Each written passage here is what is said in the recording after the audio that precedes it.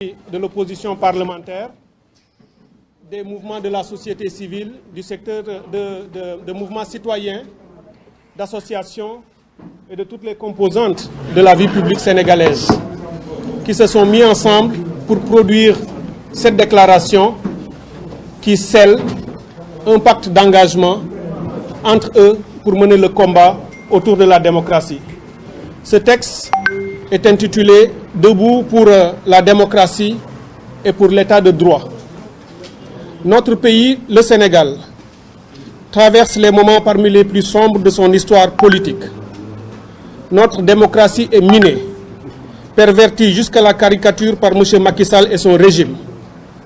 Au lieu de construire et consolider l'état de droit, Macky Sall s'est arrogé tous les droits, notamment celui de choisir qui doit ou non s'opposer à lui et à son gouvernement, décider de qui parmi les électeurs peut voter, décider de qui pourra participer aux compétitions électorales. En ces moments troubles, incertains et difficiles de notre histoire, où le sous-développement, la pauvreté, la corruption, les maladies, le népotisme et l'incurie ont fini de saper les ressources publiques et la qualité de vie des Sénégalais, Macky Sall cherche à nous imposer un unanimisme de façade et une pâle copie de l'état de droit dont le seul but est d'atomiser l'opposition et ainsi se maintenir éternellement au pouvoir. L'état de droit et les espoirs de toute une nation sont mis en péril par l'injustice, l'inéquité et la traque des citoyens qui osent exprimer une opinion et des choix de vie différents du système de vie autocratique et clientéliste qui nous gouverne. L'affaire Ousmane Sonko en est l'illustration manifeste et tenace. Le complot sordide ourdi contre ce député élu par le peuple sénégalais, sorti troisième de la dernière élection présidentielle, est une preuve de plus de la volonté de Macky Sall de tuer toute opposition au Sénégal. Conscient de la nécessité absolue de déjouer ce complot politique grossier, ainsi que l'agression sordide fomentée contre un des leaders de l'opposition sénégalaise, nous avons décidé de mettre en place un cadre d'unité d'action réunissant des partis de l'opposition, y compris l'opposition parlementaire, des mouvements citoyens, des organisations de la société civile et j'en passe. L'attaque en règle contre Ousmane Sonko, préparée dans les officines les plus élevées de la coalition Benno Bokk Yakaar, avec la complicité coupable de certains démembrements de l'État aux ordres, ainsi que son arrestation arbitraire ce matin, est totalement illégale pour trouble à l'ordre public, sont d'une gravité inouïe et nous interpellent tous sur l'urgence d'organiser, de fédérer et de mobiliser toutes les résistances pour faire face aux dérives autocratiques dangereuses qui, si l'on y prend garde, risquent de précipiter le Sénégal dans l'instabilité et la tyrannie. Il est devenu impérieux de sceller ce pacte d'engagement, une alliance des citoyens, des patriotes, des républicains, pour constituer un bouclier autour de la démocratie et de l'état de droit et de lutter pour que cessent les complots, les procès d'intention, la politique d'intimidation et la traque des leaders de l'opposition ainsi que de tous les citoyens épris de justice. Nous ne tolérerons plus que les uns après les autres, jour après jour, les acteurs de l'opposition ainsi que de la société civile soient calomniés, poursuivis, déchus de leurs droits électoraux et envoyés en prison par le biais d'un système judiciaire domestiqué et aux ordres d'un pouvoir qui a fini de montrer son despotisme. Pour le Sénégal et la préservation de nos acquis démocratiques, nous devons marcher ensemble pour mettre un terme à cette farce afin de changer la culture et les pratiques politiques qui gangrènent aujourd'hui notre pays et qui sont d'un autre âge, afin de mettre en place les conditions d'un véritable développement pour notre pays, le Sénégal. Par cet appel, nous convoquons tout acteur de l'opposition, de la société civile ainsi que des mouvements citoyens à se retrouver autour de cette déclaration pour ensemble mener le combat afin de restaurer l'état de droit, la justice et la démocratie sénégalaise. Enfin, nous appelons toutes Sénégalaises et tous Sénégalais à se joindre aux différentes initiatives et activités de lutte qui sont déjà lancées dont les marches de protestation prévues ce vendredi 5 mars 2021, des marches qui se tiendront partout au Sénégal et dans la diaspora, et nous invitons l'ensemble des Sénégalaises et des Sénégalais. Fait à Dakar le 3 mars 2021, et les signataires de cette déclaration, qui justement n'est que l'entame d'un mouvement de mobilisation qui se veut large, ouvert et inclusif, qui devra donc être rejoint par d'autres Sénégalaises et Sénégalais qui le voudront. Les premiers signataires sont ceux-là que je voudrais bien nommer maintenant. Nous avons M. Thierno Bokoum du mouvement Agir. Nous avons Dr Babacar Diop des Forces démocratiques du Sénégal. Nous avons M. Aliou Sané du mouvement Yanamar. Nous avons l'honorable député Aïda Mbodj du mouvement And Sakhal Liguey. Nous avons l'honorable député Déthié Fall. Nous avons l'honorable député M. Moustapha Guirassy. Nous avons l'honorable député M. Cheikh Bamba Dièye. Nous avons M. Bougane Gueye Dany du mouvement Gëm Sa Bopp. Nous avons l'honorable député Ousmane Sonko de Pastef les Patriotes. Nous avons M. Guy Marius Sagna et les membres de Frappe France Dégage. Nous avons les représentants des fronts multilites d'Oïna. Nous avons les membres de Nyolank. Et nous avons enfin Dr Cheikh Tidiane Dièye de la plateforme Avenir Sénégal bi ñu bëgg. Pour le moment, c'est cette douzaine de Sénégalaises et de Sénégalais, des mouvements citoyens et de la diaspora. Nous avons également notre sœur, Madame Aminata Lo Dieng, qui a rejoint ce combat. Malheureusement, le texte avait déjà été, la liste avait été dressée avant que vous n'arriviez.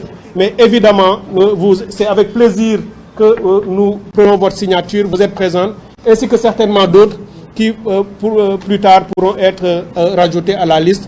Mais c'est une liste qui se veut inclusive parce que nous voulons bâtir un mouvement beaucoup plus puissant que le M23 même de 2012. Et vous savez ce que ce mouvement avait réussi à faire. Je voudrais maintenant laisser la parole à M. Aliou Sané, coordonnateur du mouvement Yanamar, pour qu'il vous traduise cette déclaration en wolof. Et je vous remercie.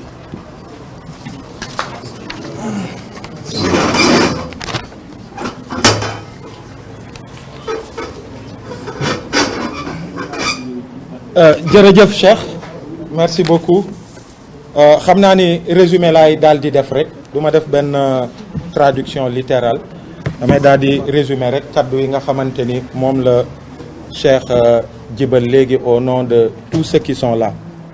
damay tàmbali déjà di remercier toute la presse nationale et internationale bi déplacé wu pour conférence de presse bi nga xamante ni moom la ñu.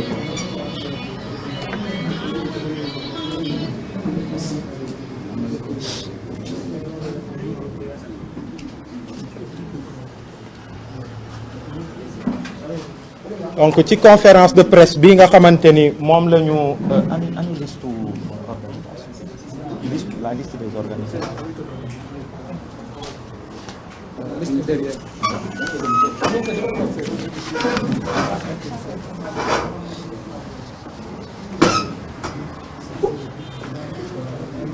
donc je disais ci conférence de presse bi nga xamante ni moom la ñu woote tey à l'initiative de différents acteurs ci biir ñi nga xamante ni ñoo porté initiative bi nga xamante ni Sénégal rek a tax démocratie wu Sénégal tax état de droit wu Sénégal tax am na ay organisation politique am na yenn partis yi nga xamante ni l'opposition parlementaire am na des partis d'opposition am ay mouvements citoyens am des organisations de la société civile am aussi des personnalités indépendantes yu regroupé wu dinaa joxe liste bi à la fin ndax dañu jàpp ni ci contexte bii ñu nekk bi nga xamante ni contexte historique bu xaw a particulier ci Sénégal ñu nekk ci mbas mi nekk ci situation bu compliquée bi nga xamante ni réew mi mu ngi koy jànkonteel en même temps que le monde entier contexte boobu la président Macky Sall bi nga xamante ni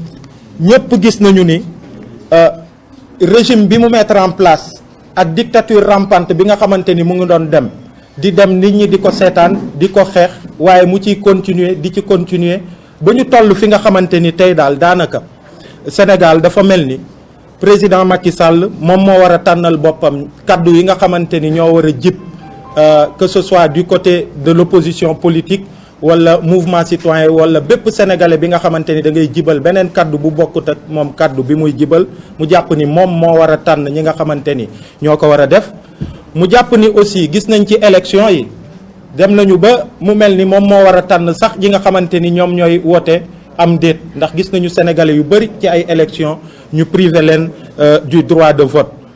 waaye it gis nañu aussi le président Macky Sall mu doon ki nga xamante ni dafa jàpp ni moom moo war a sax tànn ki nga xamante ni moom moo war a dem à des élections mun a briguer suffrage sénégalais yi ou pas.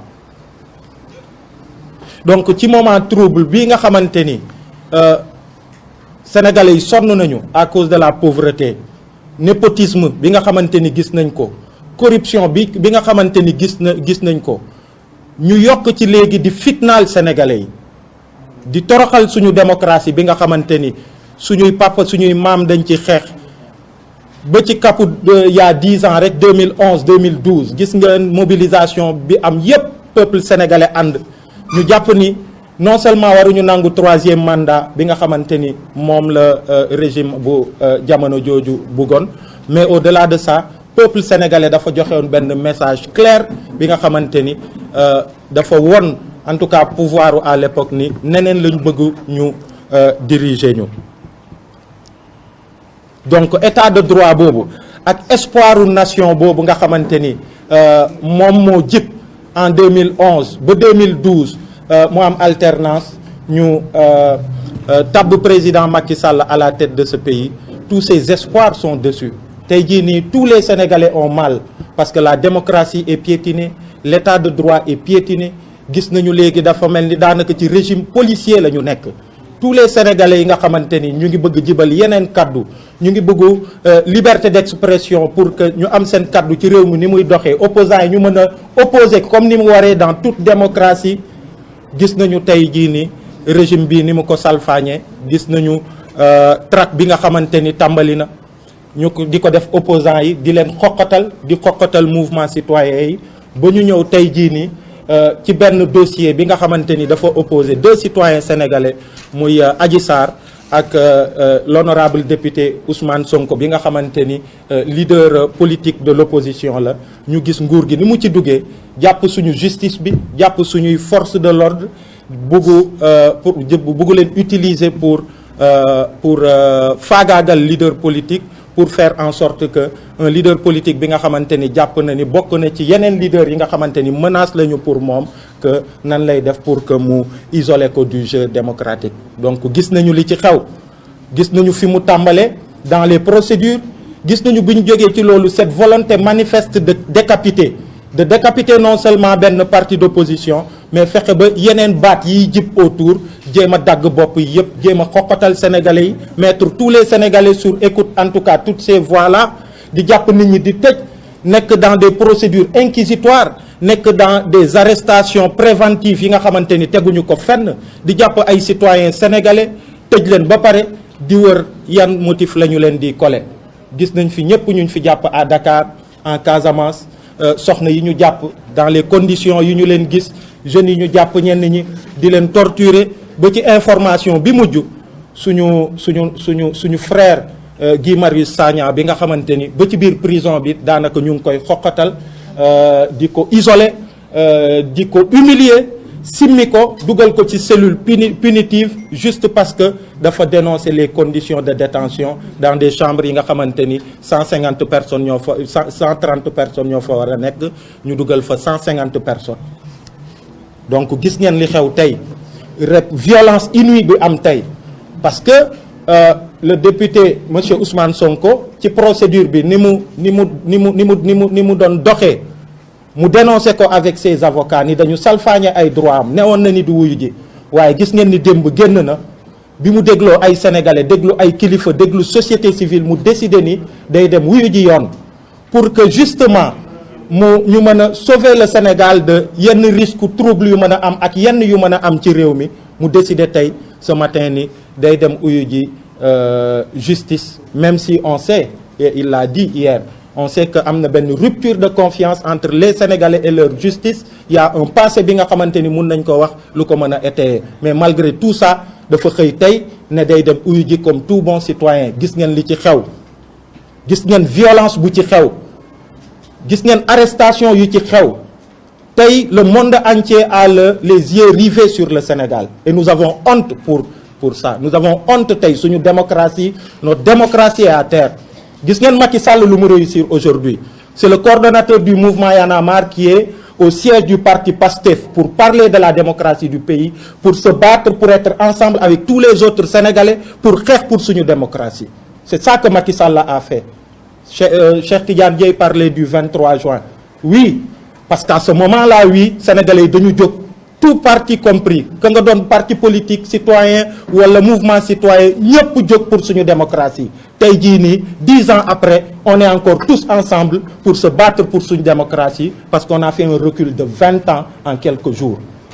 Donc loolu moo waral ñu jàpp ni dañu war a booloo ñu ànd à travers une plateforme bi nga xamante ni day large, plus large que le mouvement du 23 juin, pour que ñu préserver suñuy acquis démocratique, pour que ñu mën a bàyyee suñuy doom Sénégal bi nga xamante ni du Sénégal bii ñuy dund nii. Loolu moo waral ñuy woote di woo sénégalais yépp di leen naan mbir yi tàmbali na tey, ce n'est que le début de la résistance face à cette oppression là. Tàmbali na tey waaye dina continuer.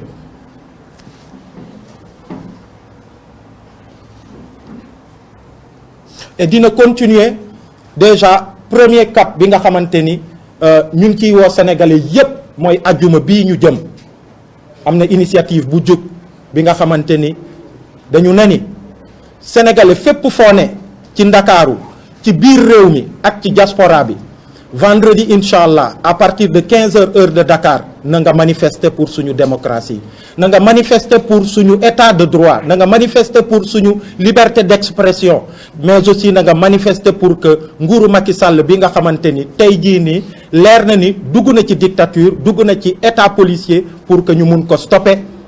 Pour que d'abord dans un premier temps sénégalais yépp yi nga xamante ni jàpp nañ leen, mu commencé par Ousmane Sonko ba ci sénégalais yi ñu jàpp ñu nekk ci prison yi Dakar ak fépp ci Sénégal nañ leen bàyyi. Loolu mooy war a doon première condition d'une bonne volonté de ce pouvoir dictatorial bi nga xamante ni Macky Sall moom la samp fii. Donc vendredi incha allah fii ci Dakar dinañu tàmbalee place Washington jëm place Soweto bi nga xamante ni Pourquoi vendredi? Très bien. Pourquoi vendredi? Ce qu'on a dit, ce qu'on a dit. Pourquoi vendredi? Pourquoi vendredi? Lu tax vendredi? Vendredi dafa sori. Xaaruñu vendredi. On appelle à tous les Sénégalais ñu génn defante ak Macky Sall tey. Du ñu seetaan muy yóbbu sa waay kaso tey. Lu ko neex def kenn du ko seetaan. ñu ngi ji. Les Sénégalais sont en train de faire ça.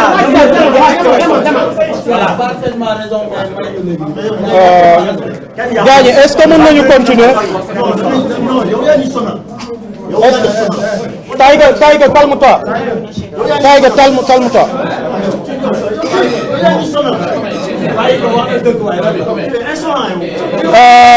Gaañi.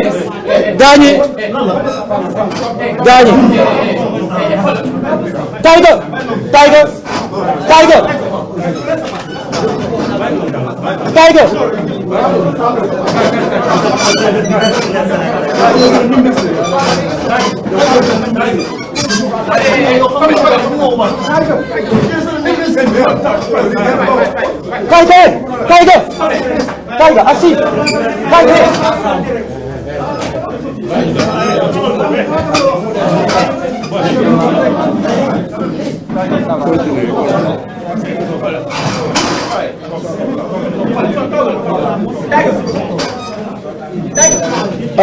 Est-ce qu'on peut continuer, hein? Gaañi damay jeexal rek parce que fa laa waroon jeexale.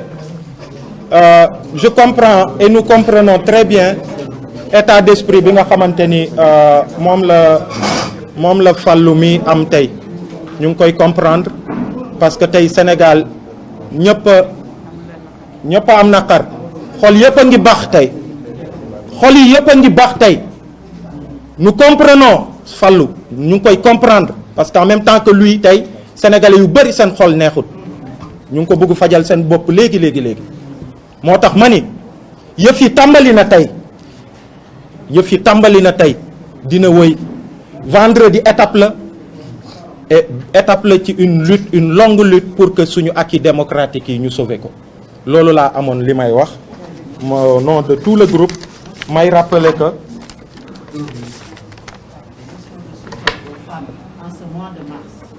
et dañ ma defal benn note bi nga xamante ni benn motion de soutien la bu groupe bi toog fii mais en même temps de tous les Sénégalais aux femmes de Pastef yi nga xamante ni gis ngeen ci anam yi ñu leen téye gis ngeen ñu ngi baagante boobu ba tey entre commissariat de police yi ak tribunal surtout ci mois 8 mars bi nga xamante ni fépp ci àdduna mooy weeru bi ñu jagleel femmes yi nga xamante ni dañ leen ci rendre hommage donc damay daal di rek lire liste comité kii bi plateforme bi initiative bi nga xamante ni tàmbali na tey di wéy dina gën a élargir comme ni ko Cheikh Tidiane Dièye waxee à l'image du M23 ou encore pour avoir une plateforme encore plus large que le M23 donc bokk na ci ñi nga xamante ni initié nañ ko monsieur Thierno Bocoum bu mouvement Agir docteur Babacar Diop bu force démocratique sénégalaise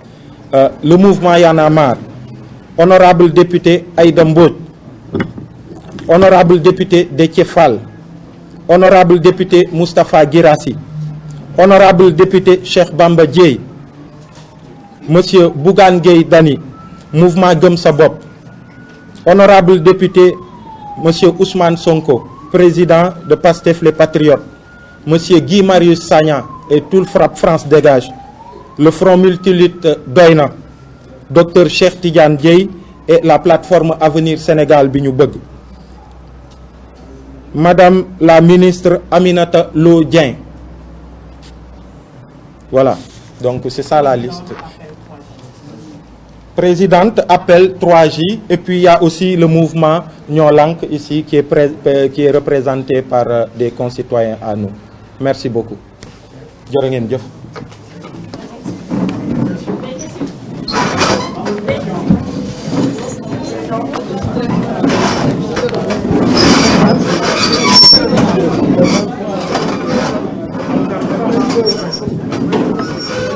voilà ñu ngi at fii nii dellu si plateau Senweb TV yéen a ko gisandoo loolu moo nekkoon conférence de presse aussi bien des membres de l'opposition des mouvements de la société civile ràññee nañ ci tamit ay activistes yu bëri ñoom nag li ñu wax mooy seen marche bi ñu prévoiroon le 5 mars à partir de 16h dañu koy maintenir jusqu'à présent ci biir conférence de presse bi sax am na quelques incidents ndax am na ku jug ne lan moo tax ñuy def marche bi le 5 ndax dafa sore Mouhamed Diallo nan nga gisee conférence de presse bi ak résolution yi nga xamante ne jot nañ ko si jël. waaw d'abord conférence de presse bi comme ni nga ko waxee dafa boole ay organisations yu bëri des organisations politiques des partis politiques ak des organisations de la société civile. muy loo xam ne nii aussi ñu daje si makaanu Pastef muy loo xam te nii symboliquement c'est fort. c'est fort malgré toutes les différences yi nga xam te nii nemmeeku nañ ko de point de vue d'idéologie politique et tout mais tey jii mel na ni am na ñu leen boole ñoom ñëpp. mooy jàpp ne le président Macky Sall dafa nekk tey jii si posture museler l'opposition bëgg ne fu mu toll nii kàddu buy jib moom mooy tànn yan kàddu ñoom ñooy jib moom mooy tànn kan mooy voté moom mooy tànn sax kan lay janoog élection ñoom loolu leen gisee mbir mi ba sax di communiquer waat si seen mouvement boobu wala boog seen marche boobu nga xam ne moom leen dëgmal aljuma bi di le 5 mars ñu inspiré wu si mouvement du 5 juin bi nga xam te nii moom moo bokk na si mouvement yi ëpp solo fii sa Mali ba moom moo mujjee aboutir si poursuite bi nga xam te ni moom amoon sa Mali ba fu mu toll nii IBK nekkatul président de la République bu Mali donc ñoom si loolu lañu inspiré mais pour seen marche samedi bi aussi seen marche vendredi bi pardon déjà ñoom fu ñu ko bëgg a defee à coup sûr du doon lu ñuy autorisé ndaxte bu nekkee da ko jóge boo jóge place de l'indépendance wutali palais loolu du doon lu ñuy autorisé parce que arrêté Ousmane Ngom ba léegi mi ngi fi. voilà cat sax jot na wax ci loolu ndax ñoom moom nee na laajuñu autorisation dañuy yëgal juste gouvernement bi ne que ñoom dinañ def marche mais laajuñu benn autorisation. Babacar Kébé xam naa dina jël ay kàddu docteur Babacar Diop aussi xam naa bu noppee rek. waaye daal loolu daal li mu mën a jàpp mooy 5 juin bi nga xam 5 mars bi nga xam te ni si leen jëm bëgg nañoo amal. voilà ñu daal di gis Babacar Kébé mu jàkkaarloo ak docteur Babacar Diop foofu ci conférence de presse bi Babacar bu dee pare nga mën nga ko tàllal micro bi poser ko say questions mu daal di ci répondre. mel ni ni benn alliance bu bees moom ngeen daal di formé ci seen biir yéen ñëpp waa ñi nga xam ne société civile ak ñeneen lan moo waral aussi mobilisation bi ni mel. parce que situation bi moo ko laaj Macky Sall dafa nekk ci processus